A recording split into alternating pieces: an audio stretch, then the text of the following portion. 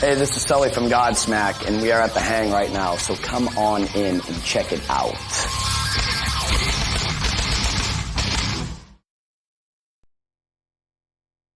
I believe the new record definitely shows a lot of signs of maturity. You know, the band has definitely grown over the years just because we've spent so much time together. So we've grown as individuals and we've grown as writers. And I hear it. I definitely hear the maturity on the new record. But all in all, it's just Godsmack. There's really nothing fancy to it. It's a drummer playing drums, a guitar player playing guitar, and just a really loud rock record. The cover on the record was an image I had found in a tattoo magazine, and we always liked the picture. And before we were signed, we used to make it into flyers and pass them out for shows that were up and coming and stuff like that. And once we got signed, everyone liked the image when we were going to change the artwork, so we went with it, but we never could find out who she was because she had sold the image to some photographer and we had bought it.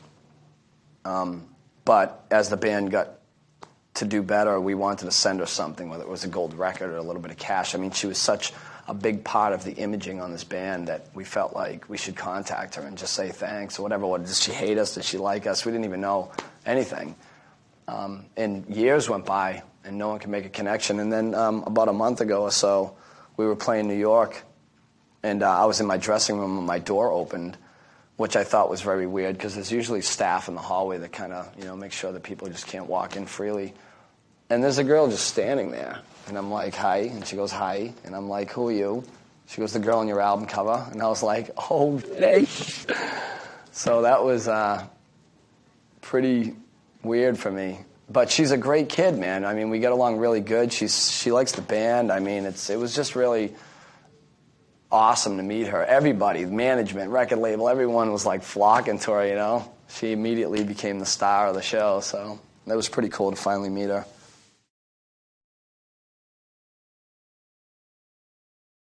Witchcraft really doesn't have anything to do with the band. I mean, it's something that I just kind of do on a personal level. It's something that keeps me centered and grounded, and when I'm feeling a little bit stressed out or a little bit out of control or whatever, it's something that I can come back to, like any other person practices meditation or Buddhism or whatever it is. But I don't ever really connect the two, except for me personally, when I have to get focused for the band. But it doesn't bleed into my lyrics or the music and that kind of thing. And the other guys really aren't involved in it, but although they have similar beliefs, we all believe very strongly in karma and stuff like that, so we try to be as good of people as we can because we know it'll come back and bite you in the ass. The pain that, I go through is caused by my pleasure, I mean, it's definitely caused by things that it's self-inflicted, a lot of the crap that I went through, so it's my own fault, and, sometimes I've beaten myself up a little worse over it than I should have, but it's definitely self-induced. I mean, I've done a lot of things out of my own choice that has turned around and came back to me, so once again, there's karma for you. We have a lot of respect from New England, and it's always our best and biggest crowd. They've been a little bit ahead of the game as far as the rest of the country goes anyways, because we were, pounding the streets there for 3 or 4 years before we even signed the deal. So it always does really well there.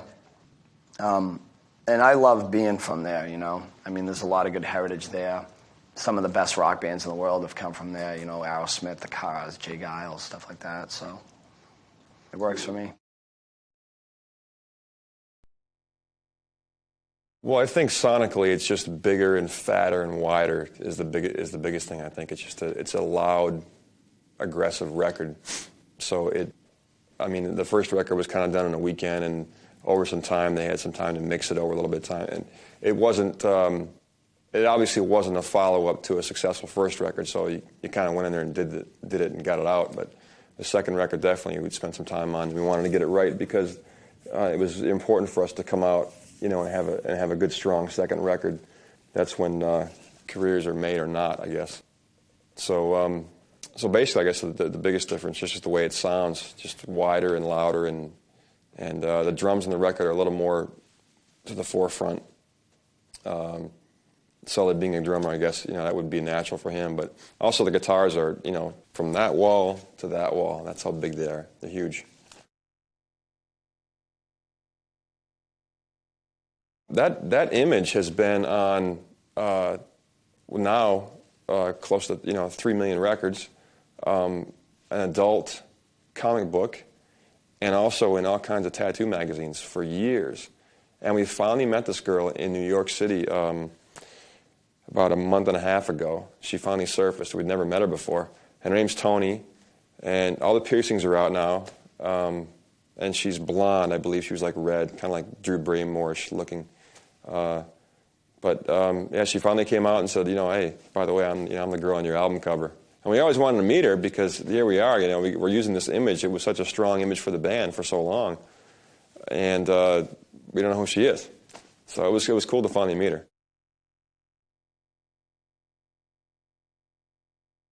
It's something in his life. He's the only Wiccan in the band, and basically, I agree with him. His position now is basically, he talked about it for 2 years, and in the beginning, it's natural. People want to latch on to anything that made this band seem unique or different or whatever, and that was the thing. So, anybody that wants to just go to the library and pick up The Power of the Witch by Lord Cabot, and you can learn all about witchcraft and the Wiccan religion, and it doesn't really have anything to do with the band and the music. It's just his personal beliefs, and that's where it ends pretty much.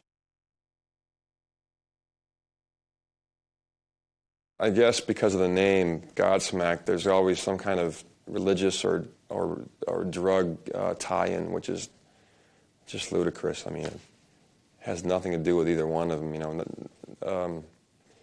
Nobody's preaching and nobody's taking drugs, so it's there's nothing to talk about.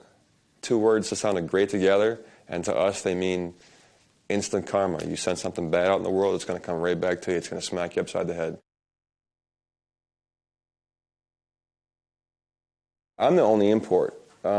Sully, Tony, and Robbie are all from the same part. Salem, New Hampshire, Lawrence, Methuen, Massachusetts, which is about 20 minutes north of Boston.